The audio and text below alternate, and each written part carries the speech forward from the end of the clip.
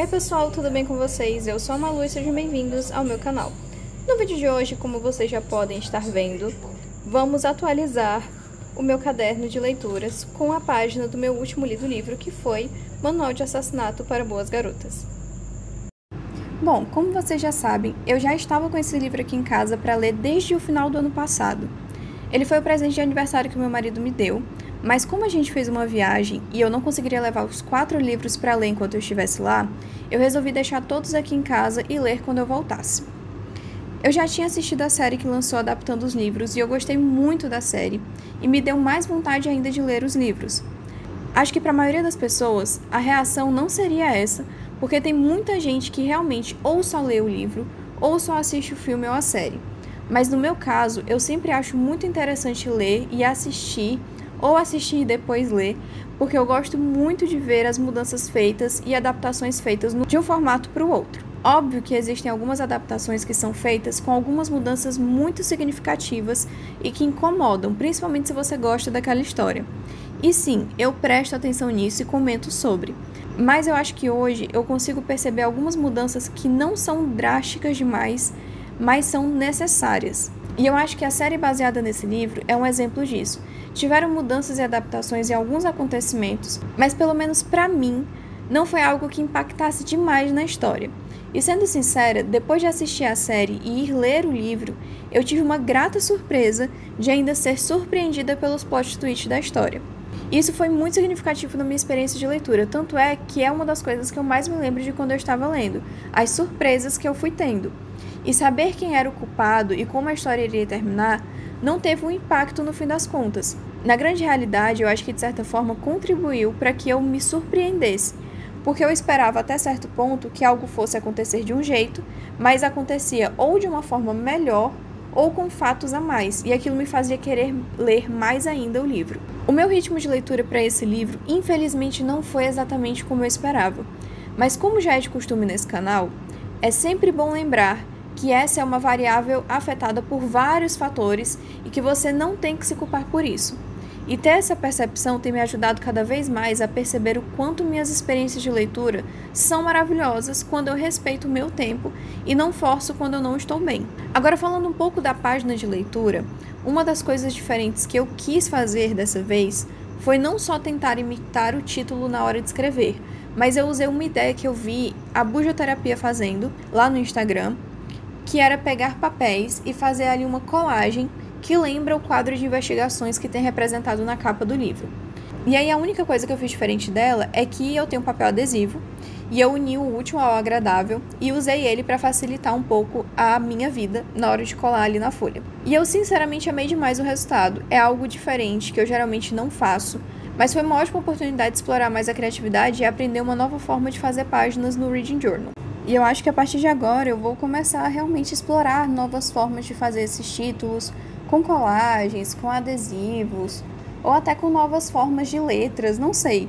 Mas tentar olhar para esses títulos como eles são e pensar em formas diferentes de como fazer eles, porque às vezes a gente fica muito preso a um formato único de fazer as coisas.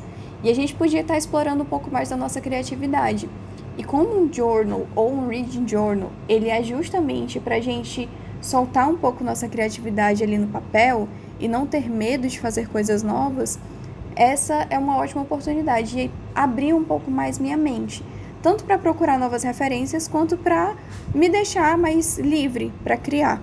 E assim, se você está procurando um livro de thriller para ler, ou se você simplesmente gosta de livros de mistério, suspense e até um pouco de terror, vamos colocar aqui, você com toda certeza pode adicionar Manual de Assassinato para Boas Garotas na sua lista de leitura. Ele é um livro que, obviamente, eu não recomendo aí para menores de 14 anos, eu acho que a partir de uns 16 anos já dá para você ler mais tranquilo, porque ele é um livro que tem gatilhos, e isso é uma coisa importante da gente reforçar. Sempre pesquisem se os livros que vocês vão ler têm gatilhos, para que vocês não fiquem mal lendo um livro que você achava que ia ser super legal, mas do nada você é surpreendido por algo que te fez mal ou que te faz lembrar de coisas ruins. Então, sempre pesquisem, tá? Sobre isso, reforçando com vocês aqui. E devo dizer também que estou muito ansiosa para ler as continuações. Já estou lendo, inclusive, Boa Garota Segredo Mortal. Vou ler depois dele Boa Garota Nunca Mais. E depois vou ler também o prequel, né, que temos ali. É um livro bem pequenininho, mas que eu já vi que o pessoal falou que explica muito do começo dessa história, do porquê a Pip se tornou aí uma pessoa tão obcecada por investigação e porquê que ela viu que isso pode até, inclusive, ser uma profissão para ela na vida dela. Isso, inclusive, é um fato que eu acho que é muito melhor explicado no livro do que na série, porque na série simplesmente parece que a Pip entrou ali para fazer isso, mas no livro a gente percebe que ela tem um gosto natural por esse tipo de assunto, né, por esse tipo de coisa, fazendo investigações, etc. E eu acho muito interessante ter essas percepções quando a gente lê o livro. É muito interessante porque a gente conhece mais dos personagens, né? A gente entende um pouco mais da história deles, do por trás das motivações deles, quando a gente lê os livros que deram ali todo o embasamento para um filme, para uma série. E eu acho super válido, se você ainda não leu os livros que basearam as séries ou filmes que você gosta, dá uma lida, vê como é que é por trás de tudo aquilo. Eu, por exemplo, gosto muito de Como Treinar Seu Dragão, mas sei que a série e o filme são completamente diferentes do livro original. São duas histórias que eu, sinceramente, acho completamente independentes, mas amo as duas igualmente. Então, deem essa chance, leiam aí um pouco mais dos livros que basearam as séries ou filmes de vocês, que eu acho que vocês vão ter muitas surpresas maravilhosas e vocês vão ter a oportunidade de gostar muito mais de universos que vocês já gostam atualmente. E bom, chegamos então ao final do nosso vídeo. Eu espero que vocês tenham gostado. Se você gostou, deixe seu like, se inscreve no canal se ainda não for inscrito, compartilhe esse vídeo com algum amigo que você sabe que pode gostar dele. E é isso. Um beijo pra vocês, até o próximo vídeo e fui!